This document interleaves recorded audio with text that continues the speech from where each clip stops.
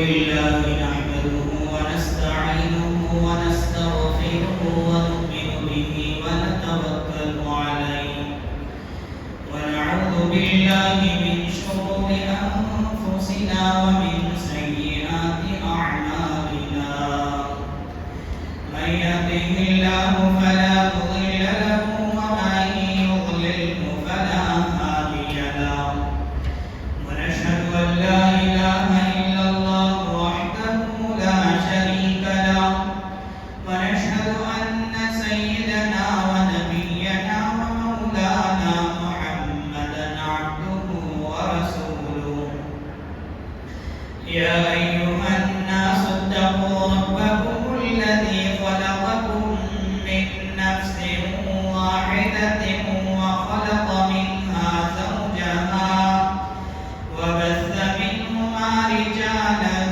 كثيرا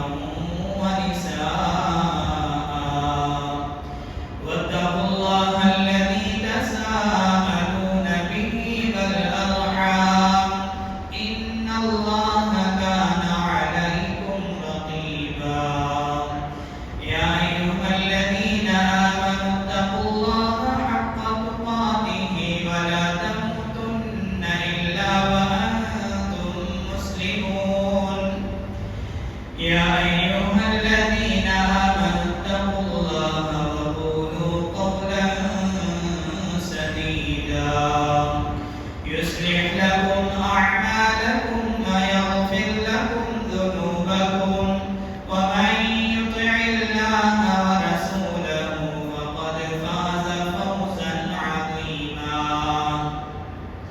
أما بعد فأعوذ بالله من الشيطان الرجيم بسم الله الرحمن الرحيم وما محمد إلا رسول قد خلت من قبله الرسل أفإن مات أو قتل انقلبتم على أعقابكم وقال تبارك وتعالى بسم الله الرحمن الرحيم إذا جاء نصر الله والفتح ورأيت الناس يدخلون في دين الله أفواجا فسبح بحمد ربك واستغفره إنه كان توابا صدق الله مولانا العظيم اللهم صل على سيدنا محمد في أول كلامنا اللهم صل على سيدنا محمد في أوسط كلامنا اللهم صل على سيدنا محمد في آخر كلامنا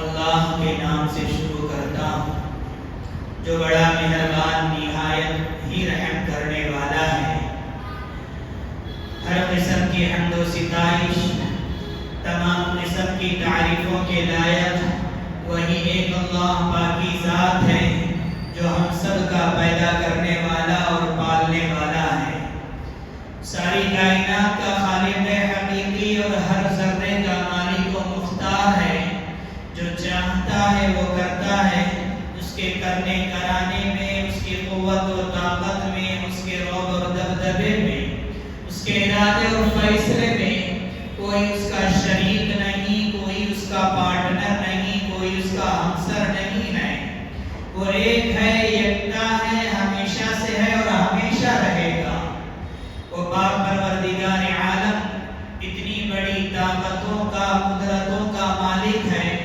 اگر کسی ایک شخص یا خاندان اور قوم و ملت کو عزت دینا چاہے سر بلندی عطا کرنا چاہے کامیابی عطا کرنا چاہے دنیا کی کوئی طاقت اسے روک نہیں سکتی بالکل اسی طریقے سے اگر اللہ تبارک و تعالی کسی بندے کی بدعمالیوں کی وجہ سے ذلت کا بربادی کا آفت کا مصیبت کا فیصلہ کر دے قسم خدا کی دنیا کی کوئی طاقت اسے نجات نہیں دلا سکتی درود و سلام نازل ہو میرے اور آپ کے آقا جناب محمد رسول اللہ صلی اللہ علیہ وسلم پر، آپ کے آل پر، آپ کے ازواج پر، آپ کے متبعین پر۔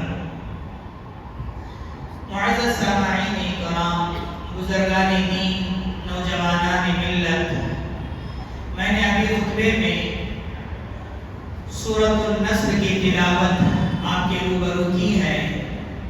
سورۃ النصر اپنے اندر بہت بڑی بشارت رکھتی ہے۔ سورۃ النصر اپنے اندر بہت بڑی خوشخبریاں رکھتی ہیں۔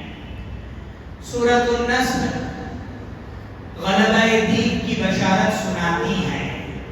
اللہ تبارک و تعالی نے پیارے نبی صلی اللہ علیہ وسلم کو اس دنیا میں جس مقصد کے لیے مبعوث فرمایا تھا، جس مقصد کے لیے بھیجا تھا، اب وہ مقصد پورا ہو گیا۔ دین اسلام سارے عرب پر غالب آ گیا تھا۔ چنانچہ اللہ تبارک و تعالی نے فرمایا اذا جاء نصر اللہ والفتح، جب اللہ تبارک و تعالی کی جانب سے مدد آ جائے، فتح و کامرانی آ جائے، وَرَأَيْتَ النَّاسَ يَدْخُلُونَ فِي دِينِ اللَّهِ أَفْوَاجًا، آپ جب دیکھیں لوگوں کو کہ وہ دین اسلام پر فوج در فوج داخل ہو رہے ہیں، تو شکر گزاری میں فَسَبِّحْ بِحَمْدِ رَبِّكَ وَاسْتَغْفِرْ، اللہ تبارک و تعالیٰ کی آپ تسبیح بیان کیجئے، حمد و ثنا بیان کیجئے، واستغفر، اور آپ استغفار کیجئے، انہو کان توابا، یقیناً اللہ تبارک و تعالیٰ تمہارے توبہ کو قبول کرنے والے ہیں۔ معزز سامعین کرام، سورۃ النصر جہاں غلبہ دین کی بشارت دیتی ہے، وہیں پر سورۃ النصر پیارے نبی صلی اللہ علیہ وسلم کی وفات، پیارے نبی صلی اللہ علیہ وسلم کے سفر آخرت کی پیشین گوئی بھی اس سورت میں مضمر ہے۔ اللہ تبارک و تعالیٰ نے پیارے نبی کو جس مقصد کے لیے مبعوث فرمایا تھا، وہ مقصد پورا ہو گیا، کامل ہو گیا۔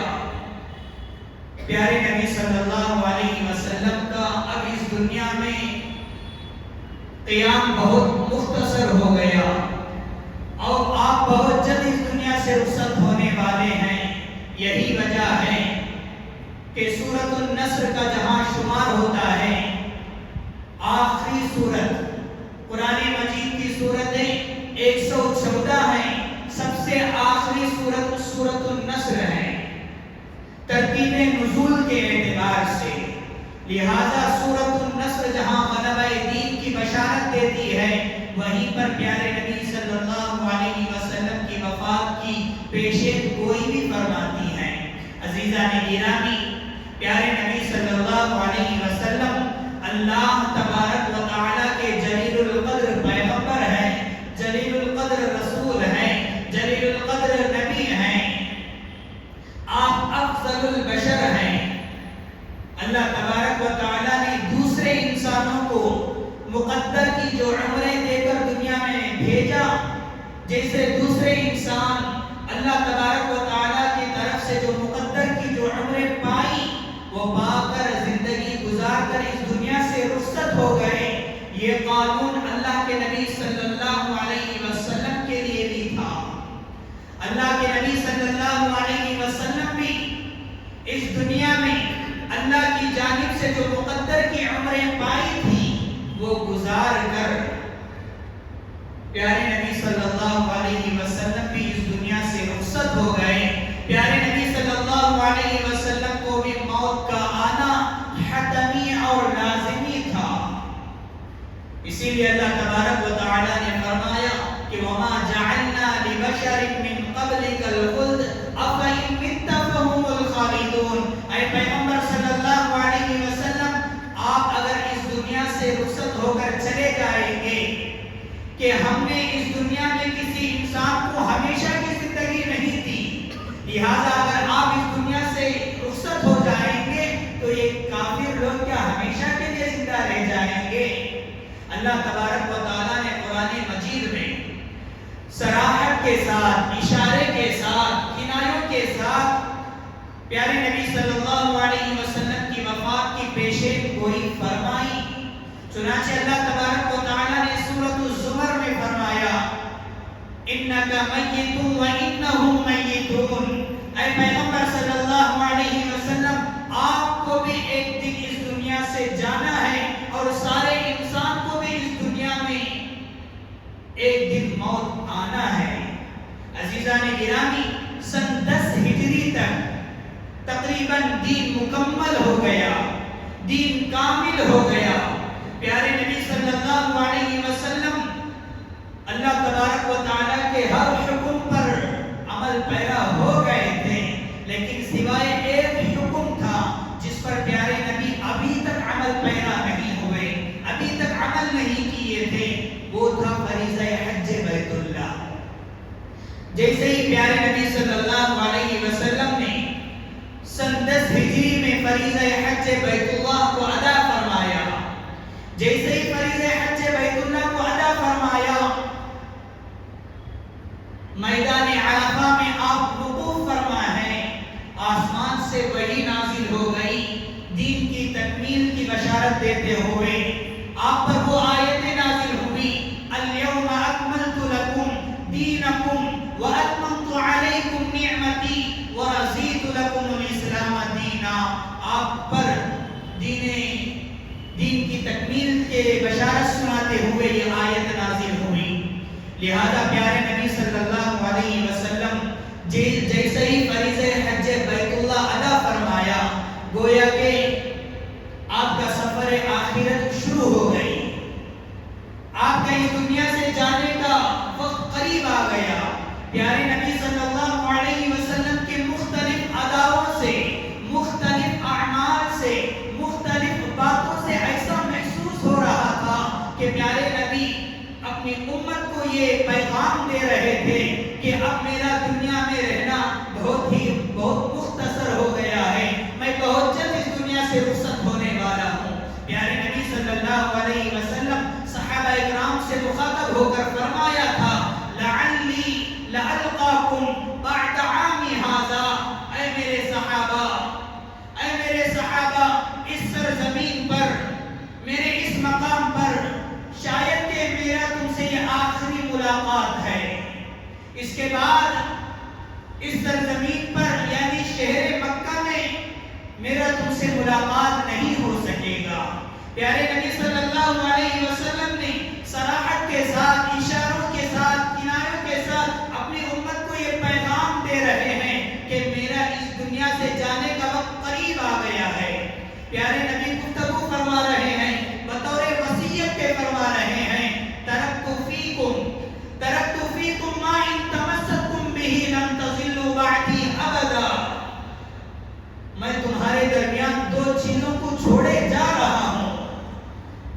الفاظ پر غور فرمائیں، ترکت فیکم، میں تمہیں تمہارے پاس، تمہارے درمیان چھوڑے جا رہا ہوں۔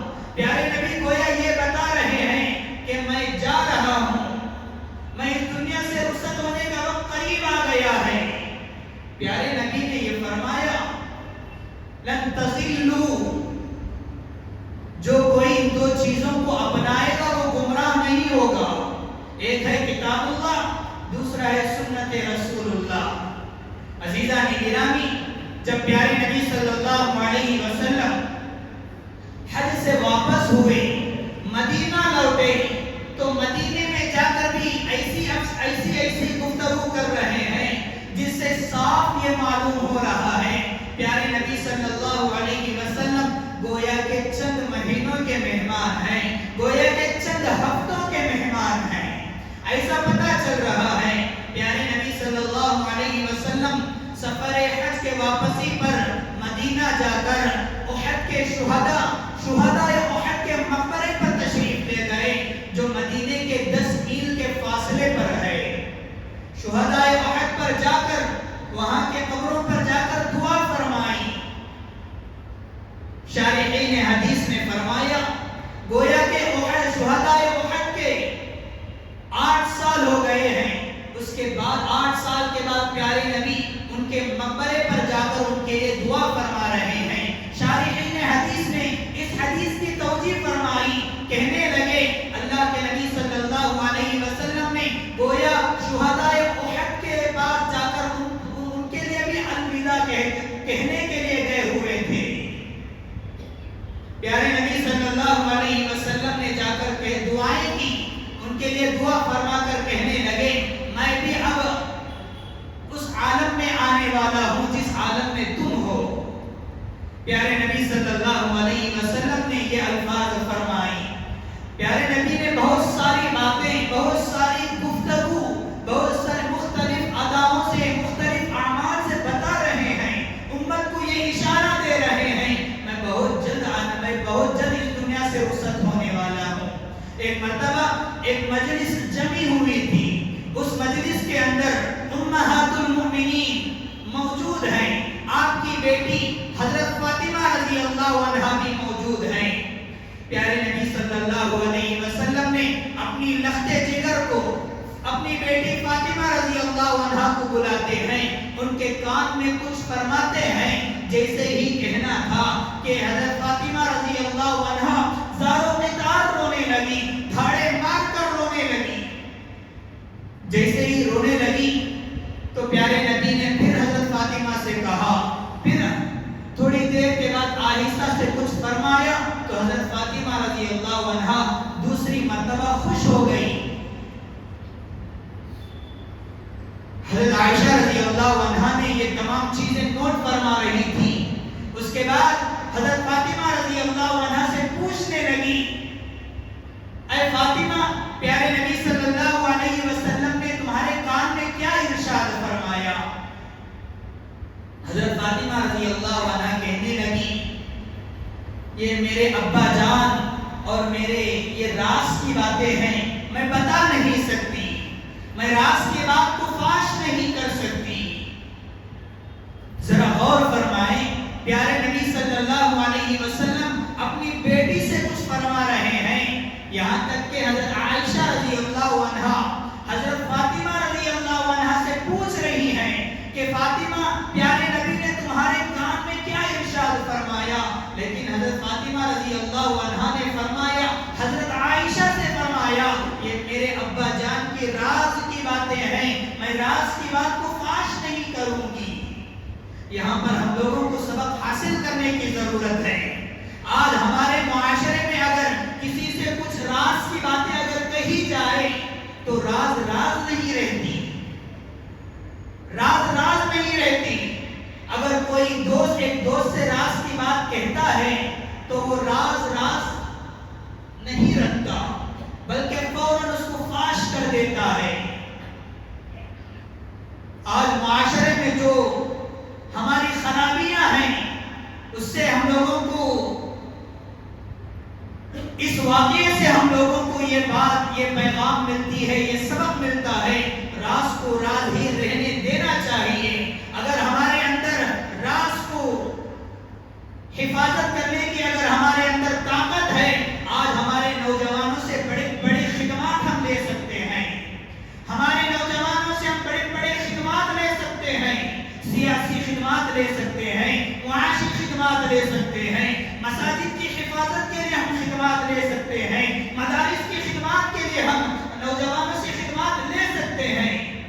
لیکن کیا کریں, آج ہماری زبان ایسی ہو گئی ہے, کوئی بات ہمارے پیٹ کے اندر ٹکتی ہی نہیں, فوراً ہم لوگ راز کی بات کو فاش کر دیتے ہیں. اگر کوئی رات میں اگر کسی کے پاس ایک بات کہہ کر میں کہوں کہ یہ راز کی بات ہے, آپ کو کسی سے یہ کہنا نہیں ہے, رات میں آپ بول کر سوئیں, صبح تک دیکھیں کہ وہ پیپر میں آ کر رہے گی بات. اتنی جلدی راز کی بات کو فاش کر دیتے ہیں. حضرت فاطمہ رضی اللہ عنہا کو دیکھیے, پیارے نبی صلی اللہ علیہ وسلم کان میں کچھ فرماتے ہیں, حضرت فاطمہ رضی اللہ عنہا زاروں قطار رونے لگتی ہیں. پھر پیارے نبی نے فرمایا, پھر دوسری مرتبہ آہستہ سے کہنے لگے تو حضرت فاطمہ رضی اللہ عنہا خوش ہو جاتی ہیں. ایک زمانہ گزر گیا, پیارے نبی صلی اللہ علیہ وسلم اس دنیا سے رخصت ہو گئے, پیارے نبی کی وفات ہو گئی. حالانکہ حضرت عائشہ رضی اللہ عنہ کو اندازہ ہو گیا تھا کہ پیارے نبی نے کیا ارشاد فرمائے ہوں گے. اس کے باوجود حضرت عائشہ رضی اللہ عنہ نے کئی دنوں کے بعد، کئی مہینوں کے بعد حضرت فاطمہ رضی اللہ عنہ سے پوچھتے ہیں، اے فاطمہ اب تو بتاؤ کہ اس دن پیارے نبی نے تمہارے کان میں کیا ارشاد فرمایا تھا. حضرت فاطمہ رضی اللہ عنہ کہنے لگتی ہیں کہ اے امی جان میں اب بتا سکتی ہوں، اس لیے کہ پیارے نبی اس دنیا سے رخصت ہو گئے ہیں. حضرت فاطمہ رضی اللہ عنہ کہنے لگی کہ امی جان اللہ کے نبی صلی اللہ علیہ وسلم نے اس وقت میں میرے کان میں فرمایا کہ اے میری بیٹی، اے میری لخت جگر، میرا دنیا سے جانے کا وقت قریب آ گیا ہے، میں اس دنیا سے بہت جلد جانے والا ہوں. یہ سننا تھا. حضرت فاطمہ رضی اللہ عنہ زاروں کی کار رونے لگی، دھاڑے مار کر رونے لگی. تو اللہ کے نبی نے فرمایا بیٹی رونا مت، بیٹی رونا مت. پھر دوسری مرتبہ اللہ کے نبی نے جو کان میں آہستہ سے فرمایا تو وہ یہی تھا، بیٹی رونا مت، اس لیے کہ میرے جانے کے بعد میرے رشتہ داروں میں میرے پاس جو بہت جلد آ کر ملاقات کرنے والی ہیں وہ تم ہی ہو. آپ دیکھیں گے کہ پیارے نبی صلی اللہ علیہ وسلم کی پیشے گوئی کے مطابق صرف اور صرف 6 مہینے ہی گزرے تھے پیارے نبی کے وفات کے بعد. حضرت فاطمہ رضی اللہ عنہا بھی اس دنیا کو الوداع کہہ کر چلی گئی.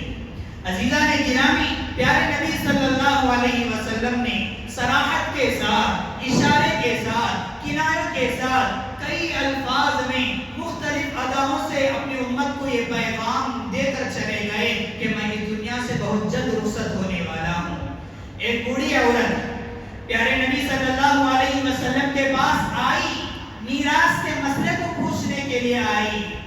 تو اللہ کے نبی نے اس مسئلے کو بیان فرما کر اس صحابیہ سے کہنے لگے آئندہ اگر آؤ، اگر مجھے نہ پاؤ تو حضرت ابو بکر صدیق رضی اللہ عنہ سے رجوع کر لینا، حضرت ابو بکر صدیق رضی اللہ عنہ سے مسئلہ پوچھ لینا. اس سے ہم لوگوں کو یہی پتہ چلتا ہے پیارے نبی صلی اللہ علیہ وسلم یہ اشارہ دے رہے ہیں کہ میں اس دنیا سے جانے والا ہوں اور میرے جانے کے بعد تم حضرت ابو بکر صدیق رضی اللہ عنہ سے رجوع کر لینا. کوئی مسئلہ پیش آ جائے تو حضرت ابو بکر صدیق رضی اللہ عنہ سے آپ کو رجوع کر لینا چاہیے. پیارے نبی صلی اللہ علیہ وسلم مدینے میں واپس لوٹ گئے. لوٹنے کے بعد اپنی امت کو مختلف طریقوں سے یہ پیغام دینے لگے. اس کے بعد پیارے نبی صلی اللہ علیہ وسلم ایک صحابی کے تدفین میں شرکت ہوئے جو بقیع قبرستان میں تھی. پیارے نبی بقیع قبرستان میں گئے ہوئے تھے. جب وہ بقیع قبرستان سے واپس آئے تو پیارے نبی صلی اللہ علیہ وسلم کا درد سر شروع ہو گیا.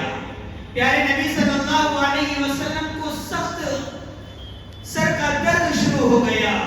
پیارے نبی صلی اللہ علیہ وسلم کو اتنا سخت سر کا درد شروع ہوا کہ آپ کے سر پر جو پٹی باندھی ہوئی تھی درد سر کی وجہ سے وہ بھی گرم ہو گیا تھا. جب گھر میں واپس آئے، آ کر دیکھے تو حضرت عائشہ صدیقہ رضی اللہ عنہا کہنے لگی یا رسول اللہ مجھے درد سر ہو رہا ہے. تو پیارے نبی نے فرمایا کہ اے عائشہ تم سے زیادہ، تمہارے مقابلے میں تم سے بھی زیادہ مجھے سر کا درد ہو رہا ہے. عزیزان گرامی، اس کے بعد پیارے نبی صلی اللہ علیہ وسلم کو بخار میں مبتلا ہوتے ہیں. پیارے نبی صلی اللہ علیہ وسلم کو بخار لاحق ہوتا ہے. پیارے نبی صلی اللہ علیہ وسلم مرض الموت میں مبتلا ہو جاتے ہیں. عزیزان گرامی، جب پیارے نبی مرض الموت میں مبتلا ہوئے، پیارے نبی صلی اللہ علیہ وسلم کا درد سر بہت زیادہ بڑھ گیا. تو اس وقت میں پیارے نبی نے فرمایا کہ آپ کو معلوم ہونا چاہیے کہ جنگ خیبر کے موقع پر ایک یہودی عورت نے پیارے نبی کو گوشت میں زہر ملا کر پیش کر دیا تھا. پیارے نبی صلی اللہ علیہ وسلم نے ایک ٹکڑا نوش بھی فرما لیا تھا، تناول بھی فرما لیا تھا. اگرچہ کہ اللہ تبارک و تعالیٰ نے پیارے نبی کی حفاظت کر لی، لیکن پیارے نبی صلی اللہ علیہ وسلم نے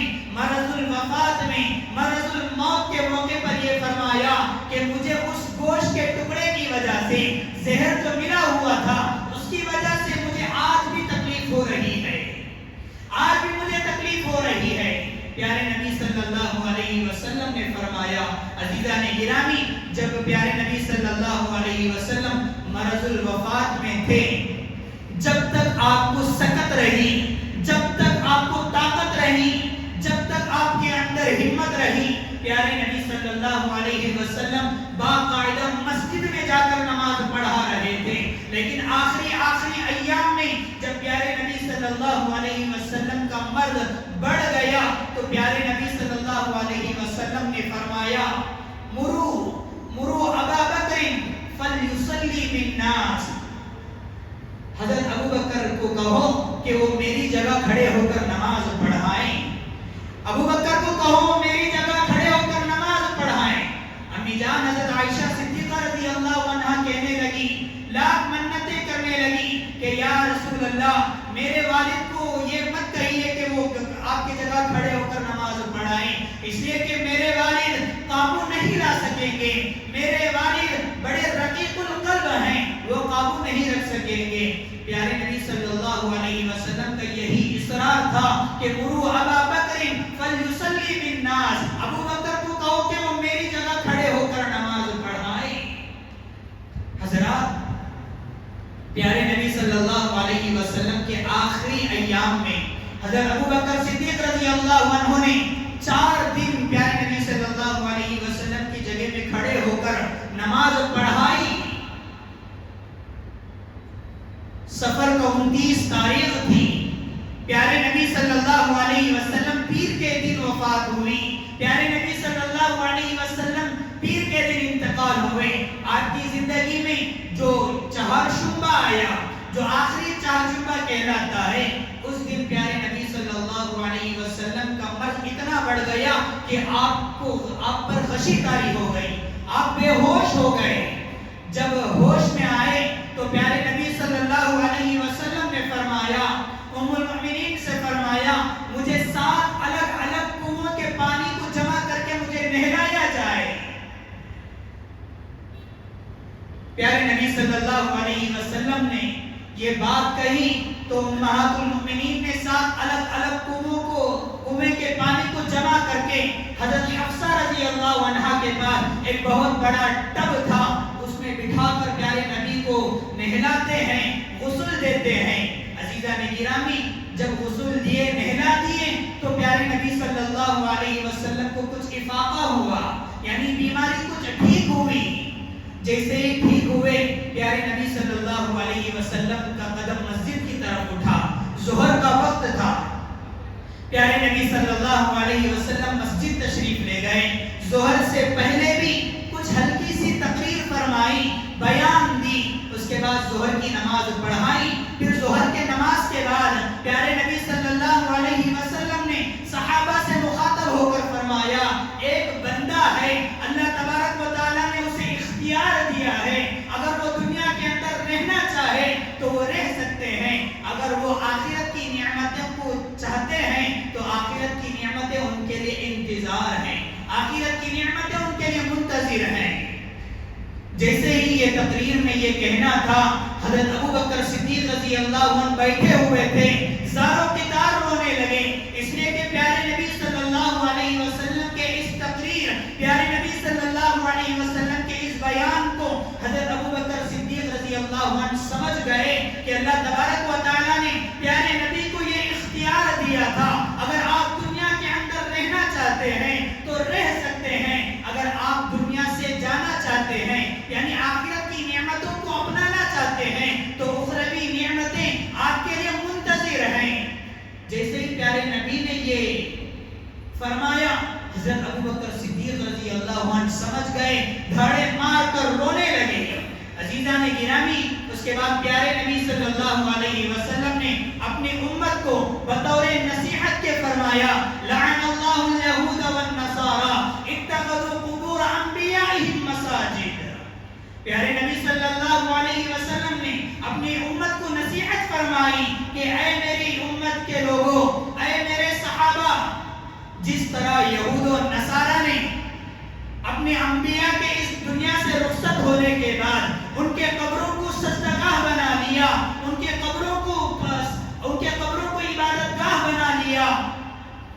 ہوشیار کہ تم اس طرح مت کرنا. پیارے نبی صلی اللہ علیہ وسلم نے اپنے امت کو یہ تنبیہ کر کے ہوشیار کیے کہ جس طرح یہود و نصارہ نے اپنے انبیاء کے قبروں کو سجدہ بنا لیا، تم اس طرح مت کرنا، میرے قبروں کے ساتھ اس طرح مت کرنا. اس لیے کہ پیارے نبی صلی اللہ علیہ وسلم نے فرمایا یحذر ما صنعوا.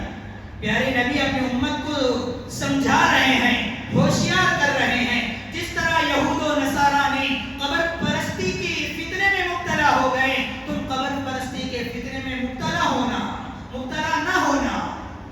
عزیزان گرامی، آج ہمارے ہندوستان کا حال دیکھیے، کس طرح قبر پرستی عام ہے، کس طرح مسلمان قبر پرستی کے فتنے میں مبتلا ہیں، کس طرح مزار پرستی کے فتنے میں مبتلا ہیں. پیارے نبی صلی اللہ علیہ وسلم کی احکام کو ہم کہاں تک عمل کر رہے ہیں؟ اسی طرح پیارے نبی صلی اللہ علیہ وسلم نے آخری میں یہ نصیحت کرتے ہوئے فرمایا الصلاۃ وما ملکت ایمانکم. لوگوں نماز کی حفاظت کرو، نماز کی پابندی کرو، نماز کو ضائع نہ کرو، نماز کو کبھی نہ چھوڑو. قرۃ عینی فی الصلاۃ. پیارے نبی نے فرمایا میری آنکھوں کی ٹھنڈک نماز میں ہے. لیکن آج ہم لوگوں کو اپنے گریبانوں میں جھانک کر دیکھنے کی ضرورت ہے، پیارے نبی کے اس حکم پر ہم کتنا عمل کر رہے ہیں. پیارے نبی صلی اللہ علیہ وسلم کے پیغام پر ہم کتنا چل رہے ہیں. پیارے نبی صلی اللہ علیہ وسلم کے اس حدیث پر ہم کہاں تک عمل پیرا ہیں. پیارے نبی صلی اللہ علیہ وسلم نے فرمایا کہ وما ملکت ایمانکم. پیارے نبی صلی اللہ علیہ وسلم نے آخری وقت میں بھی جو کمزور طبقات ہیں، جو کمزور انسانی طبقات ہیں، جو دنیا کے اندر جو طبقات کو رگڑا جاتا ہے، مسلا جاتا ہے، مارا جاتا ہے، دبایا جاتا ہے، ایسے طبقات کو بھی پیارے نبی نے فراموش نہیں کیا. یعنی غلام اور لونڈیوں کے بارے میں بھی پیارے نبی صلی اللہ علیہ وسلم نے فرمایا غلاموں اور لونڈیوں کے ساتھ اچھا سلوک کرو. آج ہر صاحب ذمہ دار کو، آج ہر صاحب مکان کو، آج ہر صاحب دکان کو اپنے دکانوں کے اندر یہ کٹ آؤٹ لگا کر رکھنا چاہیے کہ آج ہم ہمارے نوکروں کے ساتھ کس طرح سلوک کر رہے ہیں، آج ہمارے نوکروں کے ساتھ، ورکروں کے ساتھ کس طرح ہم سلوک کر رہے ہیں.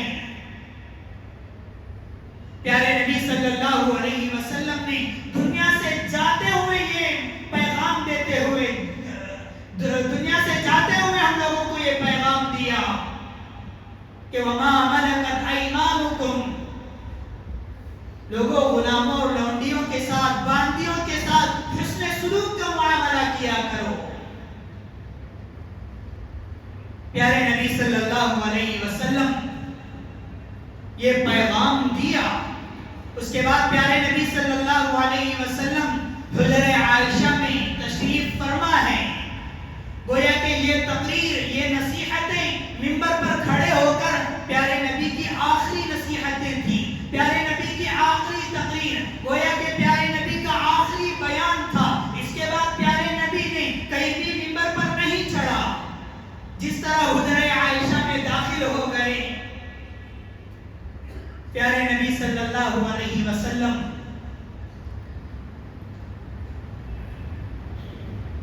حضرت ابو بکر صدیق رضی اللہ عنہ فجر کی نماز پڑھا رہے ہیں.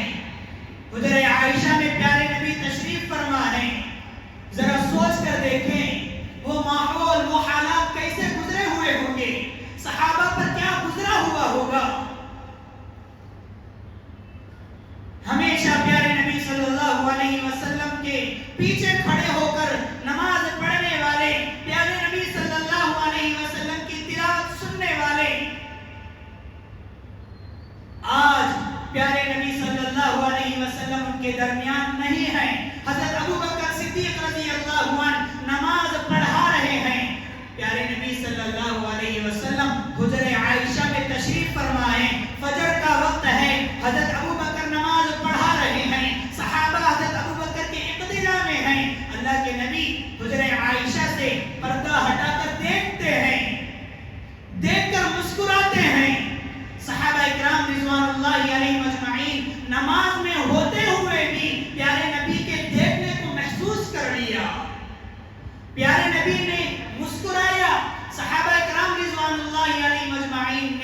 نماز کی حالت میں پیارے نبی کی مسکراہٹ کو محسوس کر لیا، یہاں تک کہ حضرت ابو بکر صدیق رضی اللہ عنہ نے امام ہوتے ہوئے بھی پیارے نبی کے دیکھنے کو بھی محسوس کر لیا، پیارے نبی کے مسکرانے کو بھی محسوس کر لیا۔ صحابہ کرام رضوان اللہ علیہم اجمعین پر خوشی طاری ہو گئی، اس لیے کہ مرض الوفات میں پیارے نبی مسکرا رہے ہیں۔ گویا کہ پیارے نبی صلی اللہ علیہ وسلم جو پردے سے دیکھ رہے تھے، اس کے بعد جیسے ہی پردہ چھوڑنا تھا، یہ آخری نظر تھی پیارے نبی کی جو صحابہ پر، جو مسجد نبوی پر جو پیارے نبی نے نظر ڈالی تھی۔ اس کے بعد حضرت عائشہ صدیقہ رضی اللہ عنہا فرماتی ہیں کہ اللہ کے نبی صلی اللہ علیہ وسلم کی نگاہیں ہمیشہ آسمان کی جانب ہوتی تھی۔ لا الہ الا اللہ ان للموت لسکرات، پیارے نبی صلی اللہ علیہ وسلم پر ایک سکرات کی کیفیت طاری ہو گئی تھی۔ حضرت عائشہ صدیقہ رضی اللہ عنہا فرماتی ہیں پیارے نبی کا سر مبارک میرے گود پر ہے۔ حضرت عائشہ رضی اللہ عنہا فرماتی ہیں سکرات کو کبھی میں کسی شخص کے حق میں پسند نہیں کرتی تھی، لیکن جب پیارے نبی کے سکرات کو دیکھ لیا تو میں کسی اور کے حق میں سکرات کو ناپسند نہیں کرتی۔ حضرت عائشہ صدیقہ رضی اللہ عنہا فرماتی ہیں کہ چاش کا وقت قریب ہو گیا، پیارے نبی صلی اللہ علیہ وسلم کا مرض بڑھتا چلا گیا، پیارے نبی صلی اللہ علیہ وسلم کے اندر بے چینی طاری ہو گئی، یہاں تک کہ حجرہ عائشہ میں حضرت عائشہ رضی اللہ عنہا کا ایک بھائی جس کا نام آتا ہے عبد الرحمن، وہ داخل ہوتے ہیں، ان کے ہاتھ میں مسواک تھا۔ پیارے نبی نے جیسے ہی عبد الرحمن کے اوپر نظر پڑی، ان کے ہاتھ میں جو مسواک تھی اس مسواک پر نظر جم گئی۔ پیارے نبی صلی اللہ علیہ وسلم بولنا چاہتے ہیں لیکن بول نہیں پا رہے ہیں۔ امی جان حضرت عائشہ صدیقہ رضی اللہ عنہا سمجھ گئی کہ پیارے نبی کیا چاہتے ہیں، پیارے نبی سے پوچھ لی کہ یا رسول اللہ کیا آپ کو مسواک چاہیے؟ تو پیارے نبی نے سر مبارک سے اشارے کے طور پر فرمایا کہ ہاں، تو حضرت عائشہ صدیقہ رضی اللہ عنہا نے اپنے بھائی سے مسواک لے کر اللہ کے نبی صلی اللہ علیہ وسلم کے پاس دیتی ہیں۔ پہلے اس مسواک کو اپنے زبان سے اپنے منہ میں نرم کرتی ہیں، اس کے بعد پیارے نبی کو دیتی ہیں۔ پیارے نبی صلی اللہ علیہ وسلم نے اس شوق کے ساتھ مسواک فرمایا، اس طرح مسواک فرمایا جیسے کہ صحت مندی کے حالات میں مسواک فرماتے ہیں۔ اسی لیے ہم لوگوں کو چاہیے کہ مسواک کو بھی لازم پکڑنا چاہیے۔ پیارے نبی صلی اللہ علیہ وسلم کی سنتوں میں سے ہے مسواک کرنا۔ مسواک کے بے شمار فوائد ہیں۔ بعض لوگ کہتے ہیں وفات کے وقت میں جو سنتیں ہیں ان میں سے ایک سنت وفات سے پہلے مسواک کرنا۔ اگر سکت ہے، اگر طاقت ہے، اگر ہمت ہے اور مسواک بھی آپ کے پاس موجود ہے تو اس وقت میں ہم لوگوں کو چاہیے کہ ہم لوگ مسواک ضرور کریں، اس لیے کہ اللہ تبارک و تعالیٰ کے پاس جا رہے ہیں، پاک و صاف ہو کر جائیں۔ عزیزان گرامی، حضرت عائشہ صدیقہ رضی اللہ عنہا کہتی ہیں چاش کا وقت قریب ہو گیا، پیارے نبی صلی اللہ علیہ وسلم کی نظریں آسمان کی طرف ٹکی ہوئی ہیں۔ پیارے نبی صلی اللہ علیہ وسلم آسمان کی جانب اپنے ہاتھ کو اٹھاتے ہیں، انگلی کو اٹھاتے ہیں، یہ دعا کرتے ہیں اللہم اغفر لی وارحمنی والحقنی بالرفیق الاعلی۔ اے اللہ مجھ پر، اے اللہ میری مغفرت فرما، اے اللہ مجھ پر رحم فرما، اے اللہ مجھے اپنے پاس بلوا لے۔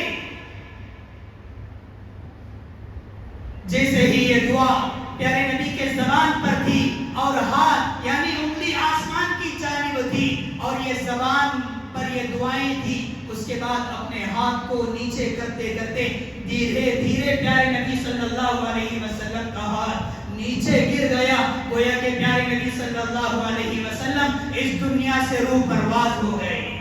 عزیزان گرامی، آج ہم لوگوں کو سمجھنا چاہیے پیارے نبی صلی اللہ علیہ وسلم کی وفات کی جو تاریخ ہے وہ 12 ربیع الاول کی تاریخ ہے۔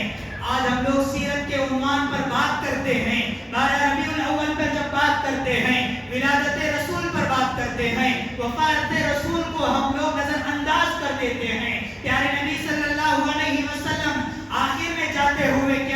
ہم لوگوں کو پیغام دیتے ہیں الصلاۃ الصلاۃ وما ملکت ایمانکم، لوگوں نماز نماز نماز کو پابندی کے ساتھ پڑھو، نماز کو ضائع نہ کرو، نماز کو لازم پکڑ لو، اور اپنے نوکروں کے ساتھ حسن سلوک کیا کرو، اپنے غلام اور باندیوں کے ساتھ حسن سلوک کیا کرو۔ پیارے نبی صلی اللہ علیہ وسلم اس دنیا سے رخصت ہو رہے ہیں، اس دنیا سے جا رہے ہیں، تو پیارے نبی صلی اللہ علیہ وسلم کا غربت اور ناداری کا یہ عالم تھا۔ پیارے نبی صلی اللہ علیہ وسلم کے گھر کے اندر تیل تک میسر نہیں ہے جو جلا سکے۔